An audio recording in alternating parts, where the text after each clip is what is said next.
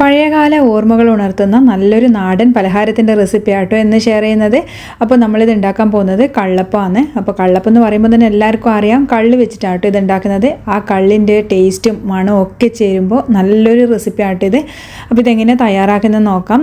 അപ്പോൾ ഇന്ന് എല്ലാവരും എന്താ പറയുക, വെള്ളയപ്പവും അതുപോലെ ഈ ഒരു വട്ടയപ്പമൊക്കെ ഉണ്ടാക്കുന്നത് ഈസ്റ്റും സോഡാപ്പൊടിയൊക്കെ വെച്ചിട്ടല്ലേ. പക്ഷേങ്കിൽ ഈ ഒരു കള്ള് വെച്ചിട്ട് നിങ്ങൾ ചെയ്ത് നോക്ക്, അതിന് പ്രത്യേകിച്ച് ഒരു രുചി തന്നെയാണ്. അപ്പോൾ പഴയകാലത്ത് നമ്മളെ കുട്ടിക്കാലത്തൊക്കെ കള്ള് വെച്ചിട്ടാണ് കേട്ടോ ഇതുപോലെ കള്ളപ്പവും വട്ടയപ്പവും ഒക്കെ ഉണ്ടാക്കാറ്. അപ്പോൾ നമുക്ക് കള്ള് വെച്ചിട്ട് ഇതെങ്ങനെ ചെയ്യുന്നത് നോക്കാം.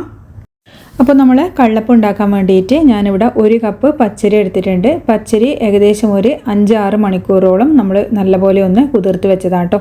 ഇനി അത് നല്ലപോലെ ഒന്ന് കഴുകിയെടുത്തതിന് ശേഷം മിക്സിൻ്റെ ജാറിലേക്ക് മാറ്റാം. പിന്നെ നമ്മളിതിലേക്ക് ചേർക്കുന്നത് ഒരു 1/2 കപ്പോളം ചോറാണ്. അപ്പോൾ ചോറ് ഞാനിവിടെ കുത്തരീൻ്റെ എടുത്തത്. ഏത് അരീൻ്റെ ചോറ് വേണമെങ്കിലും നിങ്ങൾക്ക് എടുക്കാം. അപ്പോൾ ചോറ് കുറച്ചധികം ചേർത്ത് കഴിഞ്ഞാൽ നമ്മളെ കള്ളപ്പം നല്ല സോഫ്റ്റ് ആയിരിക്കും. പിന്നെ അതുപോലെ തന്നെ നമ്മളിതിലേക്ക് ചേർക്കുന്നത് വെള്ളമല്ല, വെള്ളത്തിന് പകരം ചേർക്കുന്നത് കള്ളാണ്. അപ്പോൾ കള്ള് ചേർക്കുന്നതിന് മുന്നേ നമ്മളിതിലേക്ക് ഒരു 1/4 കപ്പ് തേങ്ങയും കൂടിയും ചേർക്കുന്നുണ്ട്. ഇനിയിപ്പോൾ തേങ്ങ ചേർത്തിട്ടില്ലെങ്കിലും കുഴപ്പമൊന്നുമില്ല, വെറും അരിയും ചോറും മാത്രം മതി. ഇനി നമുക്ക് ഇതിലേക്ക് ആവശ്യത്തിനുള്ള കള്ള് ചേർത്ത് കൊടുക്കാം. നല്ല ഫ്രഷ് ആയിട്ടുള്ള കള്ളാട്ടോ ചേർക്കുന്നത്. തേങ്ങാവെള്ളം ഒഴിച്ചു വെച്ച കള്ളല്ല, നമ്മൾ കള്ള് ഷാപ്പിൽ നിന്നൊക്കെ വാങ്ങിക്കുന്ന കള്ളില്ലേ, അതാണ് ചേർക്കുന്നത്. അപ്പോൾ ഇതിൽ ഒരു തുള്ളി വെള്ളം പോലും ചേർക്കുന്നില്ല, കള്ള് വെച്ച് മാത്രം നമ്മളിത് അരച്ചെടുക്കുന്നത്. അപ്പോൾ ഏകദേശം ഒരു 1/4 ഭാഗം നമ്മൾ മിക്സിൻ്റെ ആ ഒരു അരിൻ്റെ താഴെ നിൽക്കുന്ന വിധത്തിൽ അങ്ങ് ഒഴിച്ചാൽ മതി. എന്നിട്ട് നമ്മളിത് നല്ല പേസ്റ്റ് പോലെ തന്നെ ഇത് അരച്ചെടുക്കുന്നുണ്ട്. അതുപോലെ ഈസ്റ്റ്, സോഡ അതൊന്നും ചേർക്കരുതേ. ഇനി നമുക്കിതൊരു ബൗളിലേക്ക് അങ്ങ് മാറ്റി കൊടുക്കാം. അപ്പോൾ നമ്മൾ സാധാരണ ദോശക്കും ഇഡ്ലിക്കൊന്നും അരക്കുന്ന പോലെയല്ല, നമ്മൾ ഈ വെള്ളയപ്പം അതുപോലെ കള്ളപ്പം വട്ടയപ്പം ഒക്കെ അരക്കുമ്പോൾ നല്ല പേസ്റ്റ് പോലെ തന്നെ അരച്ചെടുക്കണം. അരിൻ്റെ ഒരു തരി പോലും പാടില്ല.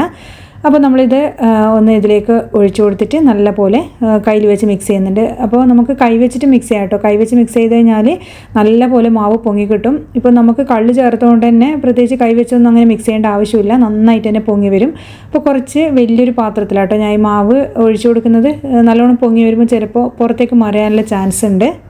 അപ്പോൾ നമുക്കിത് ഏകദേശം ഒരു 8 മുതൽ 10 മണിക്കൂർ വരെ പൊങ്ങാൻ വേണ്ടിയിട്ടൊന്ന് മാറ്റാം. അപ്പോൾ ഇനി പിറ്റേന്ന് രാവിലെ നമ്മൾ ഇതിലേക്ക് ഒരു കറിയും തയ്യാറാക്കി എടുക്കുന്നുണ്ട്. അപ്പോൾ ഞാനിവിടെ ഒരു 2 മീഡിയം സൈസിലുള്ള ഉരുളക്കിഴങ്ങ് ഒന്ന് കട്ട് ചെയ്ത് വെച്ചിട്ടുണ്ട്. അതിലേക്ക് ഒരു ചെറിയ സവാള നീളത്തിൽ അരിഞ്ഞതും ഒരു 3-4 പച്ചമുളകും ചേർത്ത് കൊടുക്കുന്നുണ്ട്. വളരെ സിമ്പിളായിട്ട് ഉണ്ടാക്കാൻ പറ്റുന്ന ഒരു കറിയാണ് ബാജിക്കറി. അപ്പോൾ കള്ളപ്പത്തിനും വെള്ളയപ്പത്തിനും ദോശക്കും എന്തിൻ്റെ കൂടി നല്ല കോമ്പിനേഷനാണ്. ഒരു പണിയുമില്ല, നമ്മൾ തേങ്ങ അരക്കോ തേങ്ങാപ്പാൽ ചേർക്കോ ഒന്നും ചെയ്യുന്നില്ല. ഇതിലേക്ക് ആവശ്യത്തിനുള്ള വെള്ളവും അതുപോലെ കുറച്ച് ഉപ്പും ചേർത്ത് കൊടുത്തിട്ടുണ്ട്. പിന്നെ അതുപോലെ കുറച്ച് മഞ്ഞൾപ്പൊടിയും ചേർക്കാം. ഇഞ്ചിയൊന്നും നമ്മൾ ചേർക്കുന്നില്ല. അതുപോലെ മുളക് പൊടിയും ചേർക്കുന്നില്ലേ, പച്ചമുളകിൻ്റെ എരിവാട്ടോ ഇതിൽ നല്ലോണം മുന്നിട്ട് നിൽക്കേണ്ട, എന്നാലാണ് ഈ കറിക്ക് ഒരു പ്രത്യേക ടേസ്റ്റ് ഉണ്ടാവുന്നത്. അപ്പോൾ ഇതെല്ലാം കൂടി ഒന്ന് മിക്സ് ചെയ്തതിന് ശേഷം നമുക്കിതൊന്ന് വേവിച്ചെടുക്കാം. അപ്പോൾ ഒരു മീഡിയം ഫ്ലെയിമിൽ ഒരു 4 വിസിൽ വരുന്നവരെ നമ്മൾ വേവിക്കുന്നുണ്ട്.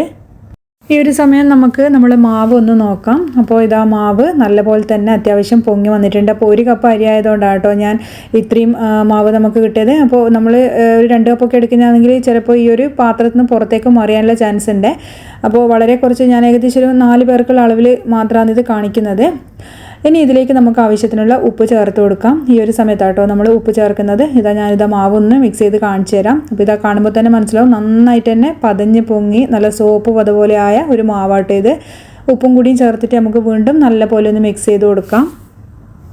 അപ്പോൾ അതുപോലെ തന്നെ പിറ്റേന്ന് നിങ്ങൾ മാവിങ്ങനെ മിക്സ് ചെയ്യുന്ന സമയത്ത് ഒരുപാട് അങ്ങ് കുത്തി ഇളക്കരുത് കേട്ടോ. നമ്മൾ ഇഡ്ഡലി, ദോശ അതുപോലെ ഈ അപ്പം ഒക്കെ ഉണ്ടാക്കുമ്പോൾ നല്ലപോലെ കുത്തി ഇളക്കി കഴിഞ്ഞാൽ ആ ഒരു പൊങ്ങി വന്ന ആ ഒരു ബബിൾസൊക്കെ അങ്ങ് പോയിട്ട് ആ ഒരു നമ്മളെ സോഫ്റ്റ്നെസ്സും അതുപോലെ നല്ല ഹോളൊക്കെ വീഴുന്നതെല്ലാം ഒഴിവായി പോകും. അതുകൊണ്ട് ജസ്റ്റ് ഒന്ന് മിക്സ് ചെയ്യാൻ മാത്രമേ പാടുള്ളൂ. ഇനി ഇത് നമ്മളൊരു 20 മിനിറ്റും കൂടി ഒന്ന് മാറ്റി വെക്കുന്നുണ്ട്. ഒരു 20 മിനിറ്റും കൂടി മാറ്റി വെച്ച് കഴിഞ്ഞാൽ വീണ്ടും നല്ലപോലെ പൊങ്ങി നല്ല സോഫ്റ്റായിട്ട് കിട്ടുമേ. അപ്പോൾ ഇതൊരു 20 മിനിറ്റിന് ശേഷം ഞാൻ നമ്മളെ കള്ളപ്പം ചുട്ടെടുക്കുന്നുണ്ട്. ഇതുപോലുള്ള നമ്മൾ വെള്ളയപ്പമൊക്കെ ഉണ്ടാക്കുന്ന ഒരു അയണിൻ്റെ ചീനച്ചട്ടി ഉണ്ടല്ലോ, അതിലുണ്ടാക്കുമ്പോഴേട്ടോ നല്ല പെർഫെക്റ്റ് ആയിട്ട് കിട്ടുക. അപ്പോൾ നിങ്ങൾ വെള്ളയപ്പമൊക്കെ ഉണ്ടാക്കുമ്പോഴും ഇതുപോലെ അയണിൻ്റെയിൽ ഉണ്ടാക്കി കഴിഞ്ഞാൽ നല്ല ടേസ്റ്റും ആയിരിക്കും. അതുപോലെ തന്നെ കാണാൻ നല്ല ഭംഗിയൊക്കെ ഉണ്ടാകും. നമ്മൾ സാധാരണ നോൺ സ്റ്റിക്കിനേക്കാളും നല്ല പെർഫെക്റ്റ് ആയിട്ട് അപ്പം കിട്ടുകയും ചെയ്യും. അപ്പോൾ ഇതിലേക്ക് ഒന്ന് ചൂടായി വരുന്ന സമയത്ത് ഒരു 1-1.5 കിലോ മാവ് ഒന്ന് കോരി ഒഴിച്ച് കൊടുക്കാം. ഈ ഒരു സമയത്ത് മീഡിയം ഫ്ലെയിമിൽ നിന്ന് കുറച്ചൊന്ന് ഫ്ലെയിം ഒന്ന് കുറച്ച് വെക്കുക. എന്നിട്ട് ഇത് മൂടി വെച്ചിട്ടൊന്ന് കുക്ക് ചെയ്യാം. അപ്പോൾ ഏകദേശം ഒരു 3-4 മിനിറ്റ് കഴിഞ്ഞിട്ട് നമുക്കിതൊന്ന് മൂടി തുറന്ന് നോക്കാം. ഈ ഒരു സമയം ഒരു ഭാഗം നമുക്ക് റെഡി ആയിട്ടുണ്ടാകും കേട്ടോ. ചെറിയ ഫ്ലെയിമിലിട്ടിട്ട് വേണം കുക്ക് ചെയ്യാൻ, അല്ലെങ്കിൽ നമ്മൾ ആ ഒരു ഉൾഭാഗം വേവാണ്ടായിട്ട് പുറം ഭാഗം ക്രിസ്പിയായി കരിഞ്ഞൊക്കെ പോകും. അതുകൊണ്ട് ടൈം എടുത്തിട്ട് വേണം ഇത് കുക്ക് ചെയ്തെടുക്കാൻ. അപ്പോൾ ഈ ഒരു സമയം നമുക്ക് നമ്മളെ കറി നോക്കാം. നമ്മൾ ഉരുളക്കിഴങ്ങ് നന്നായിട്ട് തന്നെ വെന്ത് കിട്ടിയിട്ടുണ്ട്. ഇനിയിപ്പോൾ ഇത് നല്ലപോലെ ഒന്ന് ഉടച്ചിട്ട് മിക്സ് ചെയ്ത് കൊടുക്കണം. ഒരുപാട് അങ്ങ് ഉടച്ച് പേസ്റ്റ് പോലെ ആക്കണ്ട, ചെറിയ ചെറിയ കഷ്ണങ്ങൾ അവിടെ കാണാനും ഉണ്ടാവണം കേട്ടോ. ഇനി നല്ലപോലെ മിക്സ് ചെയ്തതിന് ശേഷം നമ്മൾ ഇതിലേക്ക് ചേർത്ത് കൊടുക്കുന്ന കുറച്ച് കറിവേപ്പിലയാണ്. അതുപോലെ തന്നെ ഇതിലേക്ക് വെള്ളമൊഴിച്ച് തിളപ്പിക്കുകയൊന്നും ചെയ്യുന്നില്ല നമ്മൾ.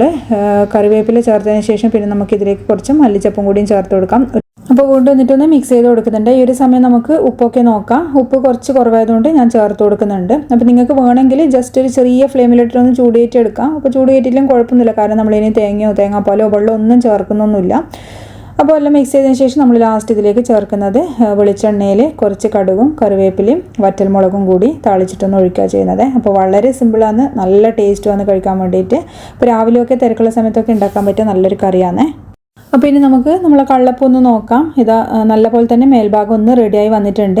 ഇനി നമുക്കിതൊന്ന് തിരിച്ചിട്ട് കൊടുക്കാം. അപ്പോൾ നിങ്ങൾക്ക് തിരിച്ചിട്ട് കൊടുക്കണമെന്ന് നിർബന്ധമൊന്നുമില്ല കേട്ടോ. ഇതിപ്പോൾ നമ്മൾ മൂടി വെച്ച് കുക്ക് ചെയ്തതാണ്.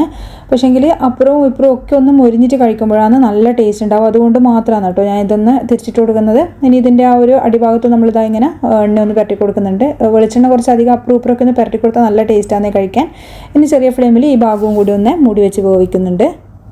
അപ്പോൾ ഇതാ രണ്ട് ഭാഗവും റെഡി ആയിട്ടുണ്ട്. നല്ലൊരു കളറ് വന്ന് കാണാൻ, ക്രിസ്പി ആയിട്ട് കഴിക്കുമ്പോഴാണ് നല്ല ടേസ്റ്റ്. പുറം ഭാഗം രണ്ട് ഭാഗവും നല്ല ക്രിസ്പി ആയിരിക്കും, അതുപോലെ തന്നെ ഉള്ളിൽ നല്ല സോഫ്റ്റ് ആയിരിക്കും. അപ്പോൾ നല്ല ആരോഗ്യം വീണ് നമ്മളെ കലത്തപ്പൊക്കെ കഴിക്കുന്നില്ലേ, അതുപോലെ ആരോഗ്യം വീണിട്ട് നല്ല അടിപൊളിയായിട്ട് കിട്ടും കേട്ടോ ഈ അപ്പം. അപ്പോൾ ഇതാ ഇനി വേണമെങ്കിൽ കുറച്ചും കൂടി വെളിച്ചെണ്ണ ആക്കി കൊടുക്കാം. അപ്പോൾ വെളിച്ചെണ്ണ നമ്മൾ എത്രത്തോളം ചേർക്കുന്ന അത്രയും ടേസ്റ്റാണ്. അപ്പോൾ നമുക്കിനി ഇത് അടുപ്പത്ത് നിന്ന് വാങ്ങിക്കൊടുക്കാം. അപ്പോൾ ഇതെല്ലാം അപ്പോൾ ഞാനിവിടെ ചുട്ടെടുത്തിട്ടുണ്ട്. ഞാനൊന്ന് പൊട്ടിച്ചിങ്ങൾക്ക് കാണിച്ചു തരാം. അപ്പോൾ നമ്മൾ അപ്പത്തിൻ്റെ കൂടെയൊക്കെ കഴിക്കുന്ന ഏത് കറിയും ഉപയോഗിച്ചിട്ട് നമുക്കിത് കഴിക്കാം കേട്ടോ. ഇനിയിപ്പോൾ ചിക്കൻ ആയാലും ചിക്കൻ കറിയും, പിന്നെ അതുപോലെ ബീഫ് കറിയും, ഇതുപോലെ ബാജി കറിയും വെജിറ്റബിൾ കറിയൊക്കെ എല്ലാ കറിയും ഇതിന് ചേരും. അപ്പോൾ ഇതാ കണ്ടില്ലേ നിങ്ങൾ, നല്ല സോഫ്റ്റാണ്, കഴിക്കാനും നല്ല ടേസ്റ്റാണ്, നല്ല ആരെടുത്ത ഒരു അപ്പമാണ്. അപ്പോൾ തീർച്ചയായിട്ടും ഇതുപോലെ ഒന്ന് ട്രൈ ചെയ്ത് നോക്കുക. അതുപോലെ ചാനൽ ആദ്യമായിട്ട് കാണുന്നവരാണെങ്കിൽ വീഡിയോ ഇഷ്ടമാവുകയാണെങ്കിൽ ലൈക്ക് ചെയ്യാനും ഷെയർ ചെയ്യാനും അതുപോലെ സബ്സ്ക്രൈബ് ചെയ്ത് സപ്പോർട്ട് ചെയ്യാനും മറക്കരുത്. അടുത്ത വീഡിയോയിൽ നമുക്ക് വീണ്ടും വേറൊരു ഹെൽത്തി ആയിട്ടുള്ള റെസിപ്പി ആയിട്ട് കാണാം. താങ്ക്